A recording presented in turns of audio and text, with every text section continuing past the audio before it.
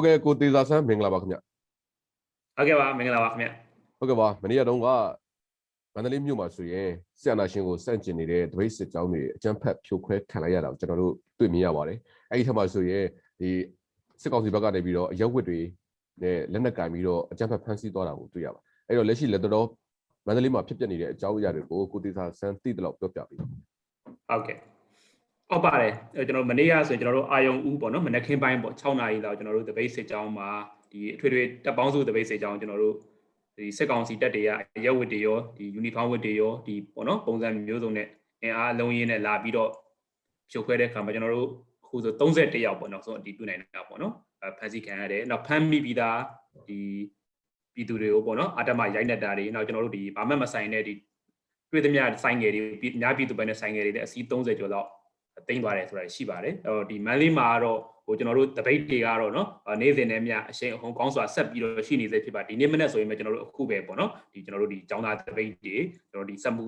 ဒီစုပေါင်းတပိတ်တွေရှိပါတယ်အဲ့တော့ဒီစစ်ကောင်စီတပ်တွေကလည်းပဲဒီတမျိုးလုံးပေါ်လုံးကြုံရေးတွေချထားတာတွေတွေ့ရပါတယ်ညမှာဆိုရင်လည်းဒီအဲဇင်းစစ်တဲ့ဆိုတဲ့ပုံစံမျိုးတွေနဲ့လိုက်ပြီးတော့ရှာဖွေဖမ်းဆီးတာတွေလည်းရှိတယ်တိုးတော့ပြောချင်တာကတော့ကျွန်တော်တို့လူထုရဲ့မန်လေးလူထုတပိတ်တွေလှုပ်ရှားမှုတွေကတော့အရှိန်ဟုန်ကောင်းစွာနဲ့ဆက်ပြီးတော့ရှိနေစေဖြစ်ပါတယ်ဆက်ပြီးတော့လည်းတေချာပေါက်ရှိနေမှာလည်းဖြစ်ပါတယ်ခင်ဗျဟုတ်ကဲ့ပါအဲ့တော့ကိုတေဇာဆန်းတို့အခုတပိတ်တွေကိုကျွန်တော်တို့အရှိန်မြင့်တဲ့အခါမှာကျွန်တော်အာနာရှင်စန့်ကျင်မှုကိုစလုပ်တဲ့အချိန်ကနေဒီကနေ့အချိန်ထိပုံစံမျိုးမျိုးနဲ့တပိတ်စစ်ကြောင်းတွေဆင်နွှဲနေတာကိုကျွန်တော်တို့မြင်တွေ့ရပါတယ်အဲ့ဒီထက်မှဆိုရင်ထပ်ပြီးတော့ကိုတေဇာဆန်းတို့လှုပ်လာတဲ့ဘူးတပိတ်ပေါ့နော်အဲ့ဒီကိစ္စကိုလည်းနည်းနည်းလောက်ပြည်သူတွေသိအောင်ရှင်းပြပေးစီလိုပါတယ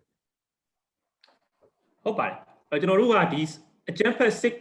အာဏာရှင်ကိုရေးဆိုင်အန်တုတဲ့အခါမှာဟိုပေါ့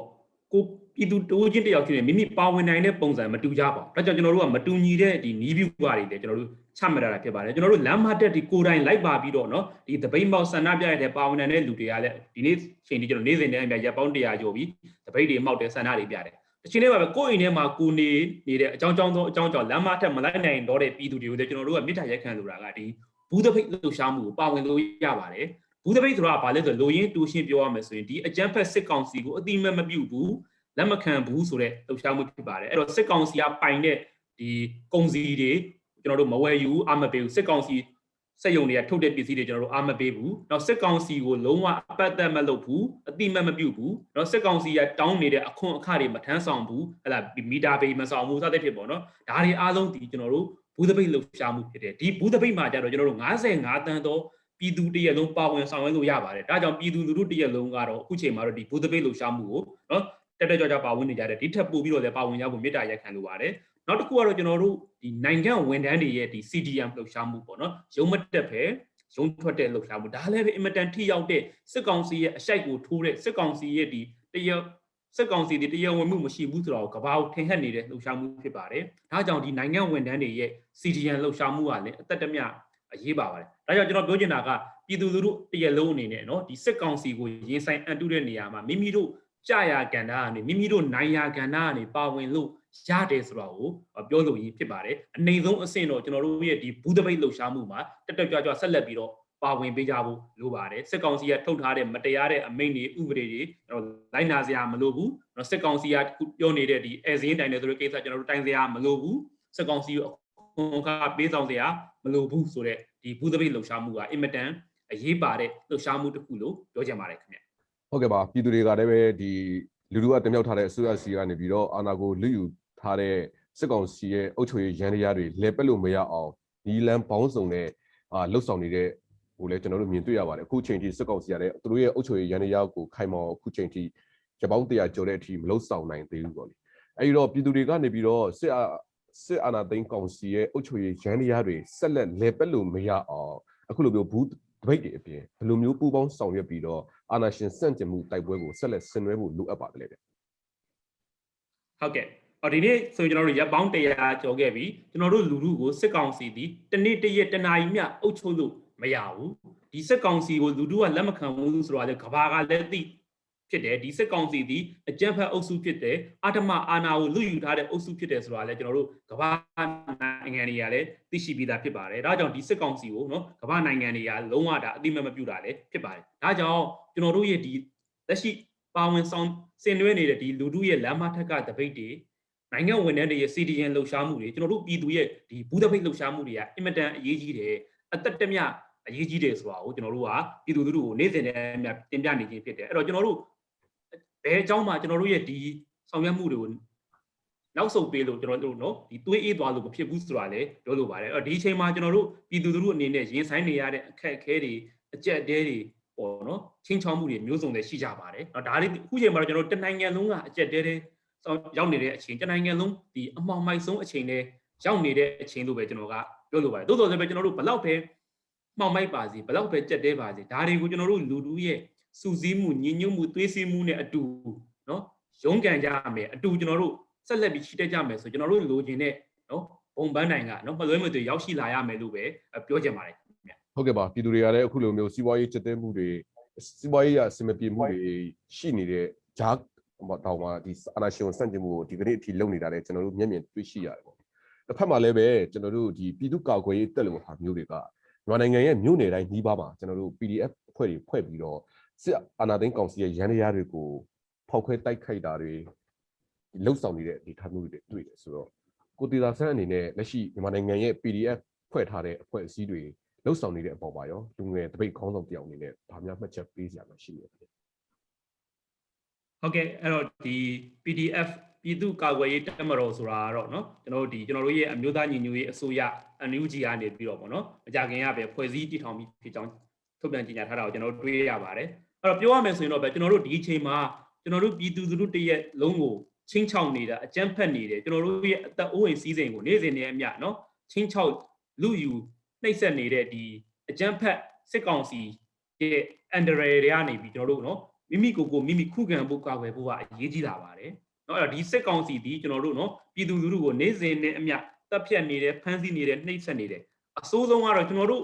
အများပြည်သူပိုင်တဲ့ပစ္စည်းတွေကိုလူယူနေတဲ့တခိုးတမျှအဆင့်ကိုရောက်နေတဲ့အကြမ်းဖက်အုပ်စုဖြစ်တယ်။ဒါကြောင့်ဒီအကြမ်းဖက်သမားတွေရဲ့အန်ဒရယ်ကနေချင်းချောင်းမှုကနေကျွန်တော်တို့ပြည်သူတွေမှာနော်ကိုကာကွယ်ဖို့ခုခံမှုရာမဖြစ်မနေလိုအပ်လာပါတယ်။ဒါကြောင့်ကျွန်တော်တို့ဒီမိမိကျွန်တော်တို့ဆိုအစိုးရတွေကရက်ကွက်အလိုက်ကြီးပါအလိုက်လည်းပဲပြည်သူ့ကာကွယ်ရေးအဖွဲ့တွေဖွဲ့ထားကြရှိကြပါတယ်။ဒီနေ့အချိန်မှာတော့ကျွန်တော်တို့ဒီအမျိုးသားညီညွတ်ရေးအစိုးရကနေဥဆောင်ပြီးတော့ကျွန်တော်တို့ PDF နော်ပြည်သူ့ကာကွယ်ရေးတပ်မတော်ဖွဲ့စည်းတဲ့အတွက်ကျွန်တော်တို့ပြည်သူတွေကတော့အများကြီးကြိုးဆိုပါတယ်။အများကြီးလည်းမျှော်လင့်ပါတယ်။သို့တော့ကျွန်တော်တို့ပြည်သူအနေနဲ့ကတော့မျှော်လင့်နေတဲ့ဆိုရင်အားမပြီးပဲနေကျွန်တော်တို့ဒီ PDF အဖွဲ့တွေကိုပိုအားကောင်းတဲ့ကောင်းလာအောင်เนาะပို့ပြီးတော့သူတို့เนาะဒီတိုးတက်လာအောင်ကျွန်တော်တို့ပြည်သူတွေရဲ့ဘက်ကလည်း PDF ကိုเนาะဝန်းရံကြဖို့တက်နိုင်တဲ့များပါဝင်ဆောင်ရွက်ကြဖို့ကျွန်တော်တို့ထောက်ပံ့ကူညီကြဖို့လည်းအများကြီးလိုအပ်ပါတယ်အဲ့တော့ပြောရမယ်ဆိုရင်တော့ PDF ပြည်သူ့ကာကွယ်ရေးတပ်မတော်နဲ့ကျွန်တော်တို့ပြည်သူဆိုတာဟိုเนาะရေးနဲ့ငားလို့ပါပဲအပြန်အလှန်ကျွန်တော်တို့ငားဆိုတဲ့ဒီ PDF ဒီရေးဆိုတဲ့ပြည်သူလူထုမရှိဘဲနဲ့မရှင်းတဲ့နိုင်မှာမဟုတ်ပါဘူးအဲ့တော့ PDF ဆိုဒီမှာတီးတန့်လူဒန်းစားတရက်ကြီးမဟုတ်ဘဲနဲ့ကျွန်တော်တို့ပြည်သူကြားကပြည်သူကာကွယ်မဲ့ပြည်သူတပ်မတော်သားတွေပြည်သူကာကွယ်ရေးအဖွဲ့သားတွေလိုပဲကျွန်တော်တို့ကနားလည်ပါတယ်ဒါကြောင့်ကျွန်တော်တို့ပြည်သူနဲ့ PDF ဒီတသားတည်းရှိနေဖို့เนาะလိုအပ်ပါတယ်ပြည်သူလူထုကလည်းဒီ PDF ဒီတပ်မတော်သားတွေကိုဒီပြည်သူကာကွယ်ရေးတပ်မတော်သားတွေကိုအစွမ်းကုန်ထောက်ပံ့ကူညီကြဖို့လည်းအရေးတကြီးလိုအပ်နေပါတယ်လို့ပြောချင်ပါတယ်ခင်ဗျဟုတ်ကဲ့အဲ့တော့အခုပြည်သူတွေကနေပြီးတော့ဒီလက်နက်တောင်တင်းတဲ့သူတွေရဲ့အကြမ်းဖက်မှုတွေကိုပြန်လည်ခုခံပြီးတော့ဒီလက်နက်ကင်တော်လှန်မှုလုပ်မှသာလေရင်ဒီအာဏာသိမ်းအကြမ်းဖက်ကိုဖြိုကောင်စီကိုဖြိုခွဲလို့ရပဲဆိုတဲ့အယူအဆရှိတော့မြို့နယ်တိုင်းမှာလူငယ်များစုက PDF အဖွဲ့ဝင်တွေတော်များများကိုတွားပြီးတော့ဝင်ကြတဲ့အနေအထားမျိုးတွေရှိတဲ့အခါမှာလမ်းပေါ်တပိတ်တွေပါဆိုရင်အင်အားနည်းသွားတဲ့အနေအထားမျိုးတွေတချို့တွေ့ရပါတယ်အဲ့တော့အာဏာသိမ်းမှုကိုစန့်ကျင်ကြတဲ့အခါမှာလက်နက်ကင်ပြီးတော့ဖြည့်ရှင်းတဲ့အစုအဖွဲ့ရှိတယ်လို့လူတို့ရဲ့စန့်ကျင်ကန့်ကွက်မှုတွေကလည်းပဲရှိနေမှဖြစ်မယ်ဆိုတဲ့အယူအဆရှိတော့လေကိုတေစာဆန်းအနေနဲ့ကြတော့ဒီအယူအဆပေါ်မှာဘယ်လိုလက်သင့်ခံထားပါတယ်ဒီပေါ်မှာဘာများပြောစရာမရှိပါဘူးခင်ဗျဟုတ်ကဲ့ခင်ဗျအဲ့တော့ခုနကအခုပြောလို့ပဲကျွန်တော်တို့ဒီပေါ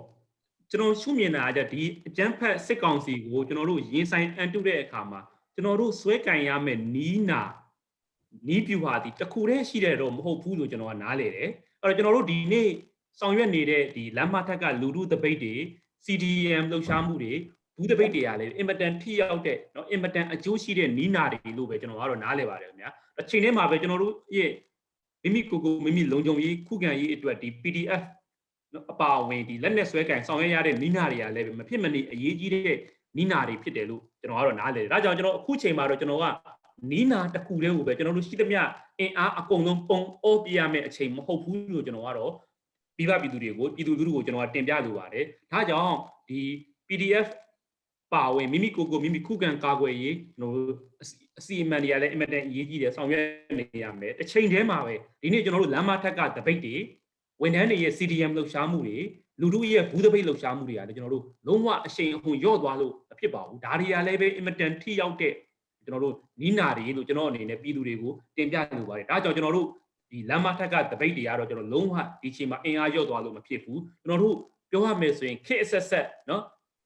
်အာနာရှင်အဆက်ဆက်အကြောက်ဆုံးအတန်ကိုပြောပါဆိုကျွန်တော်တို့ပြည်သူလူထုရဲ့ဒိုးအေးဆိုတဲ့ကြွေးကြော်တမ်းပဲဖြစ်ပါတယ်အဲ့တော့ဗျာနောက်ဆုံးပြောရင်ကျွန်တော်တို့ည7 နာရီမှာကျွန်တော်တို့တီးနေကြတဲ့တန်ပုံးတီးတန်ကအစားအင်မတန်ထိရောက်ပါတယ်ဒီတန်ပုံးတီးတန်ဒီစစ်အာဏာရှင်တွေကိုကျွန်တော်တို့နော်အများကြီးချင်းချောက်နိုင်တယ်လို့ကျွန်တော်ကပြောလိုပါတယ်ဒါကြောင့်ကျွန်တော်တို့လူထုတရက်လုံးပါဝင်ဆင်နွှဲနေကြတဲ့ဒီနော်တပိတ်လှုပ်ရှားမှုတွေ CDN လှုပ်ရှားမှုတွေဘူးတပိတ်တွေကလည်းအရှိန်အဟုန်ကောင်းစွာနဲ့ဆက်ပြီးတော့ရှိနေဖို့မဖြစ်မနေအရေးကြီးလိုအပ်တယ်ဆိုတော့ပြောချင်တယ်ဒီတပိတ်တွေဒီ CDN တွေကြောင့်သာလင်းဒီအကြမ်းဖက်စစ်ကောင်စီဒီနေ့ချိန်ထိနော်တရမဝင်တဲ့လူဖြစ်တယ်အကြမ်းဖက်သမားတွေဖြစ်တယ်ဆိုတော့ကဘာကသိရှိလာကြခြင်းဖြစ်တယ်လို့ပြောချင်ပါတယ်ဒါကြောင့်ကျွန်တော်အနေနဲ့ပြည်သူလူထုကိုပြောချင်တာတော့ကျွန်တော်တို့ဒီအာဏာရှင်ကိုရင်ဆိုင်အနုတဲ့နေရာမှာနီလန်းတစ်ခုတည်းကိုပဲအသေးဆွဲကင်ထားလို့မရဘဲနဲ့နီလန်းများစွာနဲ့ကျွန်တော်တို့ပေါ့နော်ဖြန့်ကျက်ဆောင်ရွက်ရမယ်လို့ပဲကျွန်တော်အနေနဲ့တင်ပြလိုပါတယ်ခင်ဗျဟုတ်ကဲ့ပါအဲ့တော့အာဏာရှင်စန့်ကျင်မှုကိုလုပ်နေကြတဲ့ထောက်တိုင်တွေကအကုန်လုံးဟန်ချက်ညီဖို့လိုအပ်တယ်ဆိုတာကိုကိုတေသာဆန်းကပြောဆိုတာပေါ့အဲ့တော့အခုဖြစ်ပျက်နေတဲ့နိုင်ငံရေးအကျပ်တဲကာလပါစီရီယန်လှုပ်ရှားမှုတွေမှာလည်းပဲကျွန်တော်တို့အကျပ်တဲ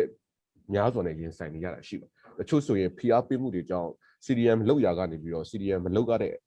နိုင်တော့တဲ့အနေအထားမျိုးထိ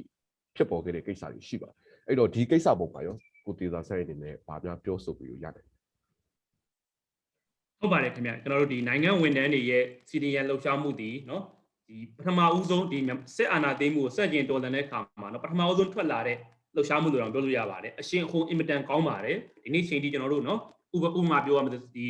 ကျန်းမာရေးဝန်ထမ်းတွေရဲ့နော်ဒီ CDN လှုပ်ရှားမှုနော်ပညာရေးဝန်ထမ်းတွေရဲ့ CDN လှုပ်ရှားမှုအင်မတန်အရှင်အဟုန်ကောင်းပါတယ်သို့တော့ဒီနေ့ရက်တရားဆိုတဲ့အချိန်ရောက်တဲ့အခါမှာနော်တစ်ဖက်ကလည်းအကြမ်းဖက်စစ်ကောင်စီဘက်ကဖိအားတွေမျိုးစုံပြနေတာကျွန်တော်တို့ကြားသိနေရပါတယ်အချိန်လေးမှာပဲဒီချင်းချောက်မှုတွေပေါ့ CDN ဝန်ထမ်းအပါဝင်သူဝန်ထမ်းတွေရဲ့မိသားစုတွေကအစားချင်းချောက်နေရတဲ့ခံနေရတဲ့ကိစ္စတွေရှိတယ်နောက်တစ်ခုကတော့ကျွန်တော်စားဝတ်နေရေးပေါ့နော်စားဝတ်နေရေးလို့ပြောရင်အဓိကနေစရာနေရာအစပေါ့နော်ဒီ CDN ဝန်ထမ်းတွေရဲ့စားဝတ်နေရေးအတွက်ပေါ့နော်အကျက်တဲတွေလည်းမျိုးစုံရှိပါတယ်ဒါကြောင့်တချို့ဒီအစောပိုင်းမှာတက်ကြွပါဝင်ခဲ့တဲ့နော် CDN ဝန်ထမ်းတချို့လည်းတချို့နော်အ ਨੇ စုတချို့ဒီအတွက်လေးတွေပြန်ပြီးတော့နော်ရုံးပြန်တက်တယ်ဆိုတဲ့သတင်းလေးတွေကျွန်တော်တို့ကြားရပါတယ်ဒါနဲ့ပတ်သက်ပြီးတော့ကျွန်တော်အနေနဲ့ကျွန်တော်တို့ပြည်သူလူထုကိုမေတ္တာရက်ခံလိုတာလေးရှိပါတယ်ကျွန်တော်တို့ကဒီဝန်ထမ်းတွေကိုရုံးမတက်နဲ့ရုံးထွက်လို့ကြွကြော်ထောက်ခံနေရုံနဲ့မပြီးပါဘူးကျွန်တော်တို့ပြည်သူတွေဘက်ကလည်းဒီ CDN ဝန်ထမ်းတွေကိုကျွန်တော်တို့ကြားရနိုင်တဲ့လောက်ပေါ့ဗျာထောက်ပံ့ကူညီကြဖို့အင်မတန်အရေးကြီးပါတယ်ဘာဖြစ်လို့လဲဆိုတော့စစ်ကောင်စီကဒီ CDN ဝန်ထမ်းတွေကိုနော်ဦးစားပေးပြီးတော့ဖြိုခွဲနေတာနှိပ်စက်နေတာ CDN လှုပ်ရှားမှုကိုနော်နှိပ်ကွနေတာကျွန်တော်တို့အားလုံးအသိပါပဲဒါကြောင့်ကျွန်တော်တို့နိုင်ငံသားအားလုံးကဒီ CDN ဝန်ထမ်းတွေကိုနော်ကိုယ့်ရဲ့နော်ကိုတိုင်းပြည်ရဲ့နော်ဒီအင်မတန်အရေးကြီးတဲ့သူရဲကောင်းတွေအဖြစ်နားလည်လက်ခံထားပြီးလည်းဖြစ်တယ်ဒါကြောင့်သူတို့ကိုကျွန်တော်တို့ကြာရကန်တာကနေပြီးတော့နိုင်တဲ့လောက်ပေါ့နော်ထောက်ပံ့ကူညီအားပေးဝန်းရံသွားဖို့လည်းလိုအပ်တယ်လို့ပြောချင်ပါတယ်အဲ့တော့ CDN လှုပ်ရှားမှုမှာပါဝင်နေတဲ့နိုင်ငံဝန်ထမ်းတွေကျွန်တော်တို့ပြည်သူတွေရဲ့သူရဲကောင်းတွေဖြစ်ပါတယ်ဒီသူရဲကောင်းတွေဆက်ပြီးတော့ကြမ်းကြမ်းခံနိုင်ဖို့ရာအတွက်ရက်တီဖို့ရာအတွက်သူတို့စာဝတ်နေရေးအဆင်ပြေချုံးမွေးဖို့ရာအတွက်သူတို့လုံခြုံရေးအတွက်ကျွန်တော်တို့ပြည်သူလူထုကလည်းနိုင်တဲ့လောက်လေးနော်ဖက်ကနေပြီးတော့ဝန်းရံကူညီပေးကြဖို့လည်းကျွန်တော်အနေနဲ့မေတ္တာရက်ခံလိုပါတယ်ဟုတ်ကဲ့ပါအဲ့တော့မြို့သားညီညွတ်ရေးအစိုးရကနေပြီးတော့ Syrian Sport လုပ်တဲ့အခါမှာတချို့သောတက်ရောက်မှုတွေဟာနှိပ်ကွေးတယ်တက်ရောက်မှုအားမကောင်းတဲ့ကိစ္စမျိုးတွေကျွန်တော်တို့မြင်တွေ့နေရတာရှိအဲ့တော့အာဏာရှင်ကိုစန့်ကျင်နေကြတဲ့ပြည်သူတွေကိုလူထုကနေပြီးတော့ထောက်ခံပါတယ်ဆိုတဲ့ပြည်သူအစိုးရကနေပြီးတော့ဘယ်လိုတွေကူညီပံ့ပိုးပေးဖို့လိုအပ်မယ်လို့ကိုတေသာဆန်းထင်ပါတယ်ဟုတ်ကဲ့ဒီ CDN လှုပ်ရှားတဲ့နိုင်ငံဝန်ထမ်းတွေကိုကျွန်တော်တို့အမျိုးသားညီညွတ်ရေးအစိုးရပေါ့နော်ကျွန်တော်ငကိုကဆိုရင်တော့ CRPH အနေနဲ့ပေါ့နော်ဒီ CRPH NUG အနေနဲ့ထောက်ပံ့ကူညီနေတယ်ဆိုတဲ့သတင်းတွေကျွန်တော်တို့ကြားသိနေရပါတယ်အဲ့တော့ကျွန်တော်တို့ကြားသိရတော့အဓိကအခက်အခဲကတော့ပေါ့နော်အားလုံးလည်းသိမှာပါကျွန်တော်တို့ဒီဘန်စနစ်တွေအားလုံးကနော် POP ဖြစ်နေတဲ့အချိန်မှာတော့ဒီအဲ့ဒီထောက်ပံ့ကူညီတဲ့ဒီပေါ့နော်ဟာဒီCDN ဝန်ထမ်းတွေရဲ့လက်ဝယ်ကိုရောက်ရှိဖို့ရတော့အချိန်တစ်ခုကြားနေတဲ့ကိစ္စတွေ ပေါ်နော်ရှိနေတယ်လို့ကျွန်တော်ကြားသိရပါတယ်သို့တော်လည်းပဲဟိုအခုချိန်မှာတော့တချို့လည်းပဲအထောက်ပံ့တွေပေါ်နော်စတင်ပြီးတော့ရရှိနေတယ်ဆိုတာလည်းကျွန်တော်တို့ကြားသိရပါတယ်ဒါဒီကျွန်တော်တို့ပြည်သူလူထုတရက်လုံးရဲ့ဒါပေါ်နော်စေနာမေတ္တာပဲဖြစ်တယ်ကျွန်တော်တို့ဒီ NUG အပါအဝင် CRPH NUG တို့ရဲ့ပေါ်နော် CDN ဝန်ထမ်းတွေကိုအတိမတ်ပြုတယ်နော်သူရဲ့ကောင်းနေအဖြစ်ဒါပေါ်တက်နိုင်သမျှဒီထောက်ပံ့ကူညီနေတယ်လို့ကျွန်တော်ကြားသိရပါတယ်သို့တော်လည်းပဲခုနပြောဆို internet အခက်အခဲတွေပေါ်နော်ဂျားတွေကအရေးတော့အကျက်တဲကာလမှာဆိုတော့အချိန်တွေကြားနေတဲ့ကိစ္စအချိန်တွေယူနေတဲ့ကိစ္စတွေရှိတယ်လို့လည်းကျွန်တော်တို့ကြားသိရပါတယ်သို့တော်လည်းပဲတေချာတာတစ်ခုကတော့အများစုသော CDN ဝန်ထမ်းတွေအားလုံးကတော့နော်အင်မတန်ခိုင်မာတဲ့တန်တိတ်ထန်အင်မတန်ဆွေးမြဲတဲ့နိုင်ငံရေးယုံကြည်ချက်တွေနဲ့ဒီခရီးကို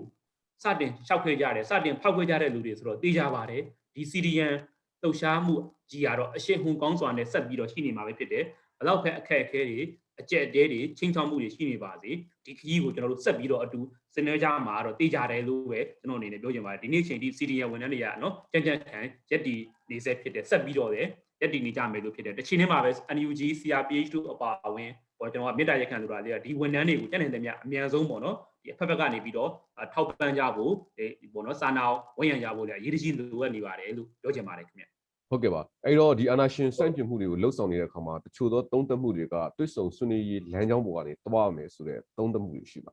အဲ့ဒီဆွေးနွေးမှုသုံးသပ်ချက်တွေပေါ်မှာရောကိုတေစာဆန်းလက်ခံပါတယ်အဲ့တော့ဗျာကျွန်တော်တို့ဒီနိုင်ငံရေးပြဿနာတွေဖြေရှင်းတဲ့နေရာမှာကျွန်တော်တို့အချိန်တစ်ခုမှာတော့နှစ်ဦးနှစ်ဖက်ပေါ့နော်ဒီပြဿနာနဲ့ပါဝင်ပတ်သက်နေတဲ့ဒီ stakeholder တွေခေါ်တာပေါ့နော်ဒီပြဿနာပေါ်နဲ့ဆက်ဆက်နေတဲ့လူတွေအချင်းချင်းစကားပြောဖို့လိုမယ်ဆိုတာကတော့ဒါကျွန်တော်မူအရငင်းစရာမရှိပါဘူးเนาะကျွန်တော်တို့တစ်ချိန်မှာအရှုံးနိုင်တည်သွားရင်တော့မှကျွန်တော်တို့ကเนาะဟိုစကားဆိုပြောကြရတာပဲပေါ့เนาะကျွန်တော်တို့เนาะသို့တော်လည်းပဲပြောချင်တာအဲ့လိုစကားပြောဖို့ဆိုရင်စကားပြောဖို့ဖြစ်နိုင်တဲ့အနေအထားတစ်ခုဖန်တီးပြီးဖို့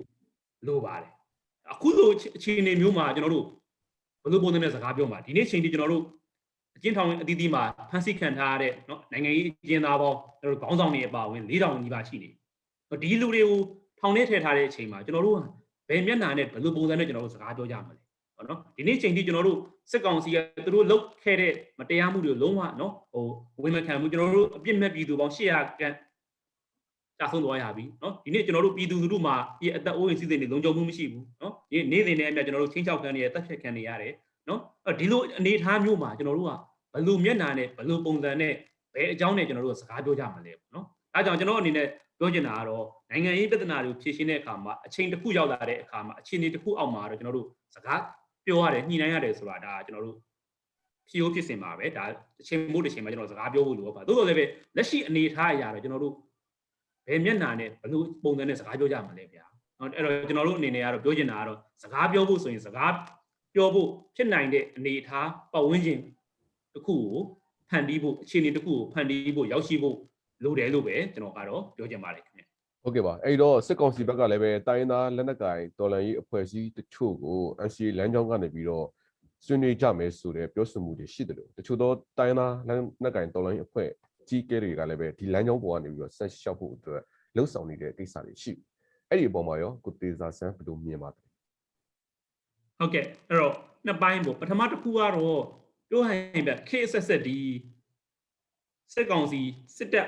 အာဏာပိုင်အာဏာရှင်ဆက်ဆက်ကသူတို့အကျွမ်းကျင်ဆုံးလုပ်ငန်းတစ်ခုပြောပါတယ်ကျွန်တော်တို့သူတို့ ਨੇ အတိုက်ခံနိုင်ငံရေးအင်အားစုတွေပြည်သူလူထုတွေကြားတွေကိုတွေးခွဲပြီးတော့အုပ်ချုပ်တဲ့စနစ်နော် divide and rule ပေါ့ divide and conquer ဆိုတဲ့စနစ်သူတို့အင်မတန်ကျွမ်းကျင်တယ်ခေတ်ဆက်ဆက်မြန်မာနိုင်ငံကိုကြည့်လိုက်ပါဒီစစ်အာဏာရှင်ဆက်ဆက်ဒီသူတို့ရဲ့အတိုက်ခံအင်အားစုတွေကိုသူတို့တွေးခွဲပြီးတော့အုပ်ချုပ်တယ်နော်ဒါဒီသူတို့အင်မတန်ကျွမ်းကျင်တဲ့လုပ်ငန်းဖြစ်တယ်အဲ့တော့ဒီနေ့ကျွန်တော်တို့2021လူဦးအရေးတော်ပုံကြီးစ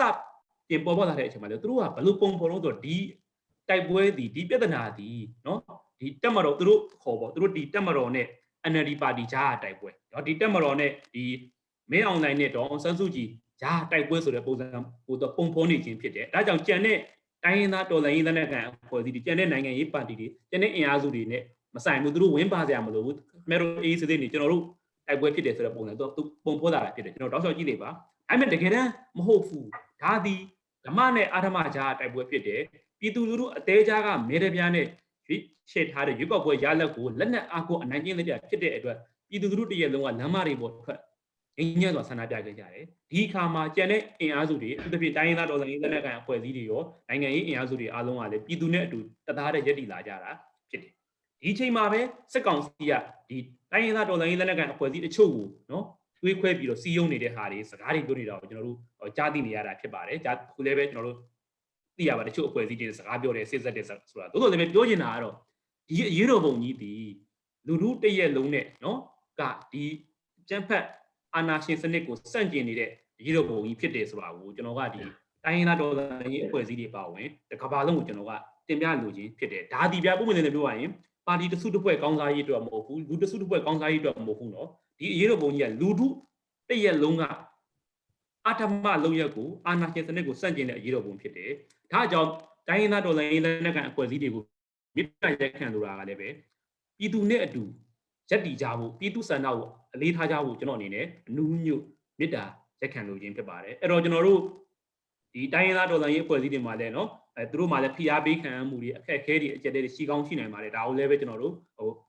သိရှိပါတယ်သို့သော်လည်းပဲเนาะပြည်သူနဲ့အတူရက်တီမှာလားဒီအာဓမဝါဒီအကြမ်းဖက်ဝါဒီပြည်သူကိုနှိပ်ကွပ်တပ်ဖြတ်နေတဲ့အကြမ်းဖက်စစ်ကောင်စီနဲ့အတူရက်တီမှာလားဆိုတာကိုဒီအချိန်မှာရှင်းရှင်းလင်းလင်း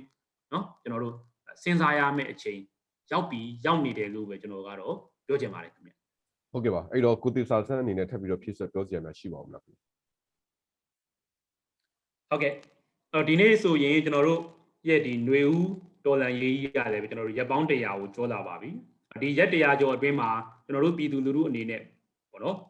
တိတ်ဆက်ရမှုတွေကြာဆုံးမှုတွေပေါ့နော်နစ်နာမှုတွေလည်းအများကြီးရှိတယ်ဆိုတာကျွန်တော်တို့အသိပါတယ်သို့တော်လည်းပဲကျွန်တော်အနေနဲ့ပြောချင်တာတော့တစ်ချိန်တည်းမှာပဲကျွန်တော်တို့မှာအောင်မြင်မှုတွေလည်းရှိနေတယ်လို့ကျွန်တော်ကပြောချင်တယ်ကျွန်တော်တို့ဒီຫນွေဦးတော်လန်ရေးကြီးမှာကျွန်တော်တို့လူထုဟိုစစ်ကောင်စီတနေ့တရက်မှာအုပ်ချုပ်လို့မရဘူးကျွန်တော်တို့လူထုရဲ့ခိုင်မာတဲ့တတိဇွဲလုံးသားဝရိယကိုကဘာကဟိုကသိရှိလေးစားနေရတာဖြစ်တယ်ဆိုတာလည်းပြောချင်တယ်ဒါကြောင့်ကျွန်တော်တို့နော်ဘလောက်ပဲအခက်ခဲတွေအကျက်တဲတွေကြုံပါစေကျွန်တော်တို့ဒီစူးစီးမှုဒီညွန့်ညင်းမှု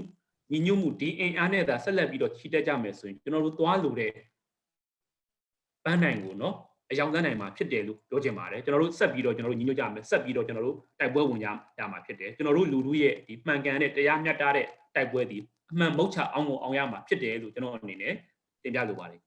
ဟုတ်ကဲ့ပါအခုလိုမျိုးတွစ်ဆုံမြင်မြန်ဝင်ပေးတဲ့အတွက်ကြောင့်မလို့ကိုတေစာဆန်းကိုဒီမူဗီသတင်းဌာနကနေပြီးတော့ကျေးဇူးတင်ပါတယ်ဟုတ်ကဲ့ကျွန်တော်လည်းကျေးဇူးတင်ပါတယ်ခင်ဗျာ